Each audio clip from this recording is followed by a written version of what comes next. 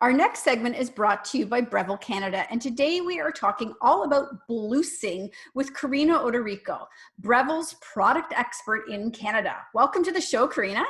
Thank you so much, Candace. I'm So happy to be here.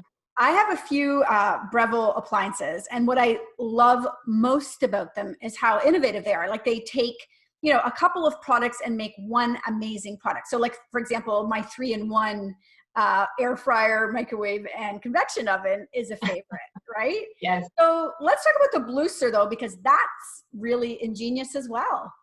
Yes. Breville. So Breville's made in, engineered in Australia, and it's been in existence for 88 years. And during that time, we really focus on consumer needs. We want to make things that are easy, versatile, some products that consumers can use on a daily basis. But we also take into account the pain points that consumers go through. So we really focus on, those hurdles that they go through when they're creating a recipe. So, and we also focus a lot now on multifunctionality. So as you said, for the product that you have that air fries, it can bake, it can grill, it can do many things. Consumers are really limited with space on their counter at home. Counter space is a real estate. You want to put the things on there that you use on a daily basis. So when it comes to juicing and blending, maybe a consumer, they just want to choose one appliance, something that they're going to use every day. But again, they don't want to miss out on those trends and also recipes that they would make on a daily basis. So what we did was develop the Bluicer. So Bluicer is a made-up word from Breville. It's a combination of the word blending and juicing. And it's a way to incorporate fresh juices into a blended mix. So it utilizes the same base. We have juicer parts and we have blending parts, well, the blending jug. So you can juice directly into the jug and then bring the jug back onto the base and then incorporate ingredients that you typically wouldn't be able to juice, such as an avocado, a banana, nuts, seeds, or even protein powders and ice. So it's a really great way to make your own fresh juice versus going to the grocery store and purchasing a pasteurized juice that's in a Tetra Pak or even the refrigerator where all the nutrients are stripped and then put back in. So it's a really great versatile way to incorporate those fresh ingredients into the mix. And I use mine. What I love mine for is at the end of the week, I always have, Monday me is much more ambitious. And sometimes by the end of the week, Friday me is like, wait a minute, I have all this fruit I never used. And so I will throw in the apples, the oranges, the pineapple, the things that I had other intentions for and just juice them and use it up. Even like those containers of spinach that I buy, I will juice that. So it's perfect. That's for sure. You're right. And we're also getting into the best season of the year, which is summer. And we're going to have an abundance of fresh fruits and vegetables. And you're right, with the leafy greens, they're in season now. So it's a really great way to incorporate those leafy greens. And that's either you can juice them if you want, or you can blend them into your smoothie. So somebody is listening to us talking about this at home and they're like, okay, I'm thinking about it, but and I'm thinking about giving this Bluicer some real estate, but how are they going to use it? So what are some everyday uses for the Bluicer? It can be used throughout the day. I typically make smoothies in the morning. If I feel like just juicing, I will just juice. And for some of the viewers, if they are not clear on what juicing is versus blending, juicing extracts and separates the juice from the pulp in the fruit and vegetable. Whereas with blending, you can incorporate the pulpy ingredients. So in the morning, you can start with a fresh green juice if you like, or I really love making smoothie bowls. Smoothie bowls with frozen berries and fresh juice blend it into the mix, and then top it with sliced fruit or bananas and other nuts and seeds.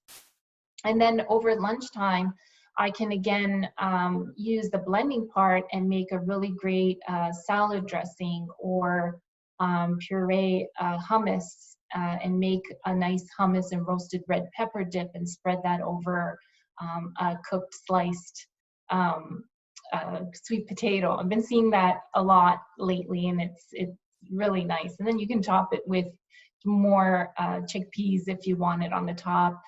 And also really great to blend some fresh herbs as well, or chop some fresh herbs. And then over dinner, you can prepare a marinade for like a leg of lamb if you were ambitious enough to cook a leg of lamb. Or sometimes barbecuing grilled meats can be very bland if it's just salt and pepper, and you can make a really nice vinaigrette with fresh herbs to kind of kick up those flavors as well. And then when we get into the weekends, right, because we've been so good Monday to Friday, I love creating new fresh cocktails over the weekend. So I tried to juice some fresh lime or citrus juices and then incorporate them into a cocktail as well. I can also make it icy by throwing in some ice and making it kind of slushy too. So yeah, one of the things that I do in the morning is I make, like a virgin pina colada in the morning. Oh, very good. And then I'll make a double batch and I'll throw it in the refrigerator in that carafe because it's so portable. I will just put it in the fridge, and then in the evening, whip it out, throw it back on the base, and blend in a little rum, and it becomes an evening pina colada. That's a really great idea. I gotta think about that one. Yeah, just to let you know, I've thought about it all. You can also do that with strawberry daiquiris in the morning, strawberry daiquiris in the evening. Let's talk about juicing for 1 second, though, because I remember when I was researching juicers a long time ago, I remember falling down this rabbit hole on the internet between what was better. Was it better to go with, cold pressed or centrifugal? And so is there one that's better than the other? No, not necessarily. They all do the same thing. They're designed to extract or separate the pulp from the juice. They're just different methods of doing so. We carry centrifugal juicers, so it's a process where it separates the juice from the pulp. There's a basket with it's a fine mesh basket with blades that will process the fruits and the vegetables in a very, very fast manner. We carry a slow juicer as well that has an auger, so it kind of slowly chews the food and extracts everything, but it's a very slow process, and in that it may take some time, but it's really good at extracting the juice from small berries and leafy greens. And then in the commercial industry, there is the hydraulic press that presses the fruits and vegetables. What the enemy is oxygen. So once your juice is exposed to the air, it will begin to oxidize and nutrients will start to evaporate. So another key thing is you want to ensure that the less exposed to the air will result in a more nutrient-dense beverage. So if you think about a slow juicer or a hydraulic press that's taking a very long time to extract the fruits and vegetables, chances are there's less nutrients in those methods versus centrifugal. Centrifugal is very fast. It's not exposed to the air at all.